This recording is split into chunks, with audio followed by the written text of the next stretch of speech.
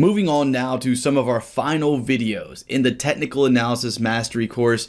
In these next few videos, we're going to be talking all about chart patterns. Chart patterns like the double bottom, the double top, the head and shoulders pattern, and the inverse head and shoulders pattern. These are the chart patterns we'll be using throughout this course in order to create better entries for strategies in areas of value and along with other conditions that we create strategies around. So these are going to be another form of entry, just like the candlestick patterns were a form of an entry. The actual reason we click the button, candlestick chart patterns can do the same exact thing, just like candlestick patterns. So here we're talking about chart patterns. We're going to start out by talking about double bottoms and double tops. First off, let's go ahead and start by discussing the rules I have for double bottoms. It is quite simple. Once we have price pushing down here on a double bottom and we see price push down, then we see a pullback of at least 2 candles.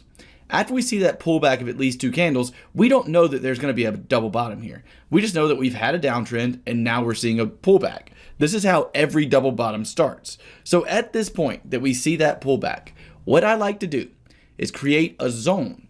And this zone is going to be between the bodies of the first bottom and the lowest wicks of the first bottom. So that would look something like this gray box you see here. So what I'm doing here is creating a zone. And the way I'm creating this zone is starting at the bottom of the bodies of the first bottom and ending the zone at the bottom of the wick of the first bottom. The lowest low of the first bottom and the lowest body of the first bottom is where my zone is created from.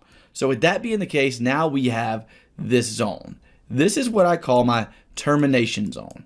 This is where I want to see price test but not close below. So let's define test but not close below. As you can see, we have a wick touching this area, right? It's touching the top of the bodies here, or at least touching my termination zone. That's probably easier to remember. Just remember we want it to at least touch our termination zone. So therefore, if we get a touch of our termination zone, we have a valid double bottom. Now, we don't just trade because we have a valid double bottom. In the next couple of videos, we'll talk about the different ways we enter these types of patterns. But in this video, I just want to show you exactly how I spot and identify double bottoms and double tops in this section. Then we'll move on to head and shoulder patterns and the inverse head and shoulder patterns. But let's get back to the topic of this video on double bottoms. Here's our termination zone. We want price to test this area with at least the wick of a candle.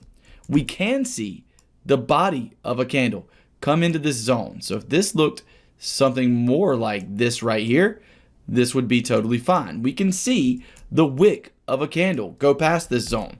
That's not a problem. A wick could come all the way down here. What we cannot see, and the only thing that is not allowed in order to classify this as a double bottom, is we cannot see a candle close below this zone.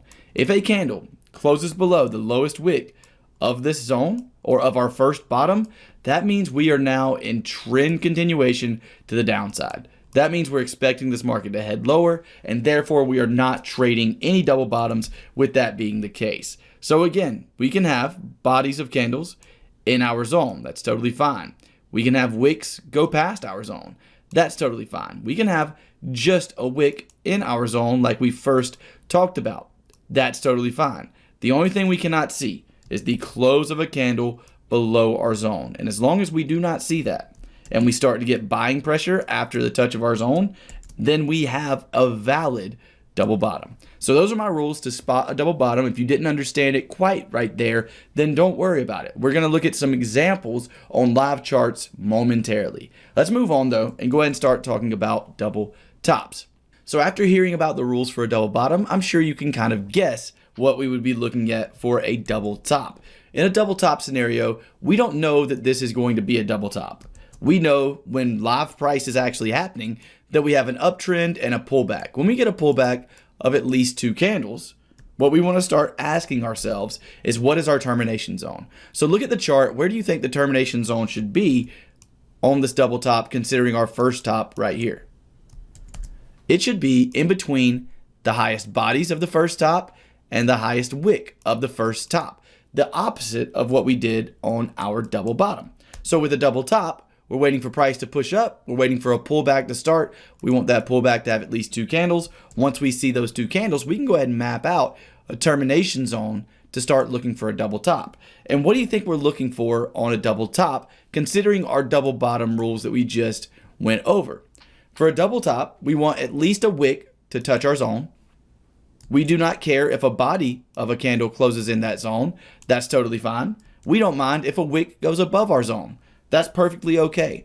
The only thing we cannot see is the close of a candle above our zone. And why is that?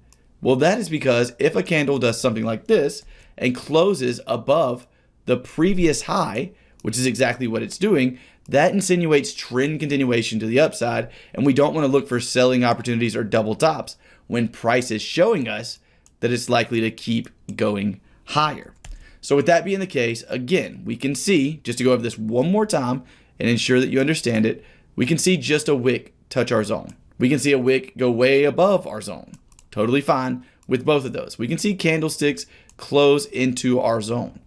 What we cannot see is any candlesticks closing above it. As long as those rules are met and we start to see selling pressure, again, we'll discuss entries in the later videos in just a second. Right now, just focus on how we're going to be spotting these. That's what I'm trying to teach you in this video. So this is how we're going to identify, okay, we now have a double top. Before any of this happens, we know this is a double top because of the fact that we have termination zone and then we see rejection with this wick, or we see a body close in this area, or we just see a wick touch that area. All of that would be a valid double top. So now hopefully you have an idea of how I identify double tops and bottoms. What I want to do next is go down to some real charts and take a look at a few live examples to drive this point home a little bit further and to ensure that you completely understand how we're going to be using double bottoms and double tops in the future throughout building strategies around these two magnificent chart patterns. So let's go take a look at these patterns on some real charts.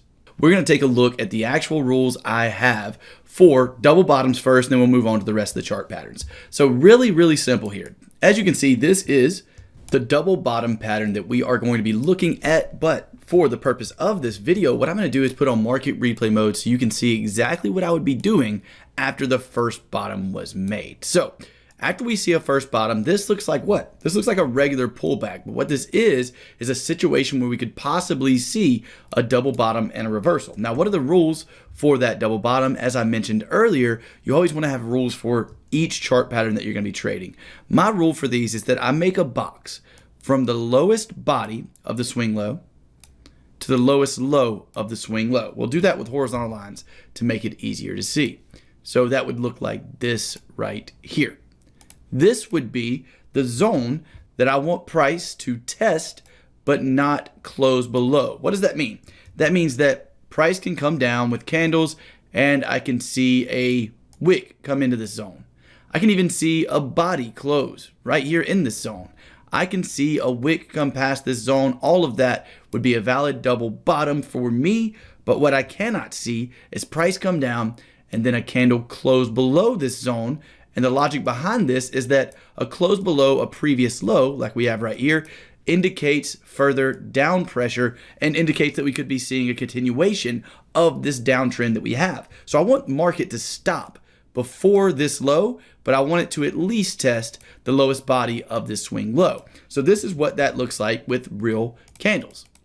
If I click forward a bit, you'll see that we now have a test of our first bottom, giving us a double bottom, but we don't have any candles that are closing below our wick. So the market's showing us rejection from our first bottom by doing this.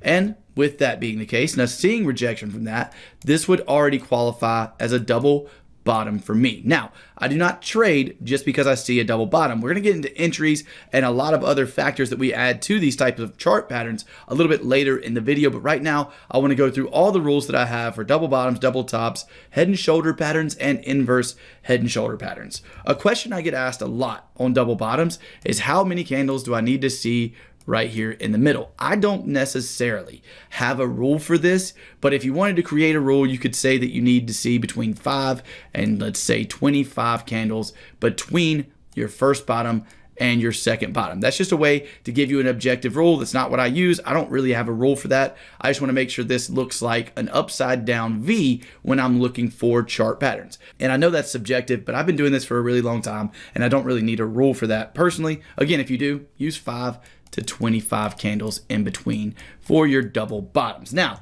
as we can see, this double bottom did happen and played out really nicely. Again, we'll go over entry, stops, and targets a little bit later on in the video. Right now, I want to go over double tops. So now that we've looked at a double bottom, let's find a double top and do the same thing. And ironically, really close by, we have a good example of a double top. So this is what we're looking at for a double top right here. And what I'm going to do is the same thing I did with double bottoms. We're getting into market replay mode. And I'm going to show you what I would do after the first pullback. At this point, what does it look like? It looks like we're in the middle of what? A pullback. We have a push higher, pullback, push higher, pullback. At this point, the only way for us to define a double top is to wait for price to get to our area. Go ahead and see if you can assume or guess where my area is going to be. My area is going to be from the top of the bodies of the swing high to the very high of the wick of the swing high. And that looks like this. Top of the bodies, top of the wick. We now have a zone where I want to see price touch and test and be rejected from. So in this case, what I can see is the market can move up and I can have just a wick come into this zone. I can have a body of a candle close in this zone. I can even have wicks that go up past the zone. All of that is valid for a double bottom for me.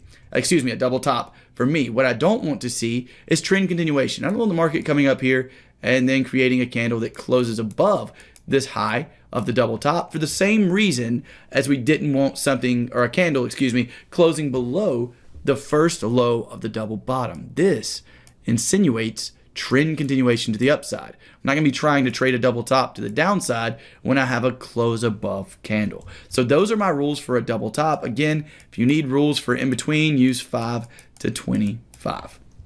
And let's see how this played out. If we click play, do we have a valid double top right now? Yes, we do. Why is that the case? Well, we have the market rejecting this area by not closing above our previous high. So with that being the case, we have a valid double top. Now, this specific trade took a while, a little bit of consolidation here before it actually pushed lower, but this double top did push the market lower eventually in a dramatic way. So those are my rules of how I identify double bottoms and double tops. Now that you know how to identify them, in the next video, we're going to go over how we actually enter them. There are a few different ways to enter these patterns depending on your aggression level as a trader. So we're going to go through each of the ways that you can enter on double tops and double bottoms. Then we're going to move on to the head and shoulders and inverse head and shoulders pattern tutorial. Let's go ahead and take a look at how we can enter double tops and double bottom chart patterns right now in the next video, and I will see you there.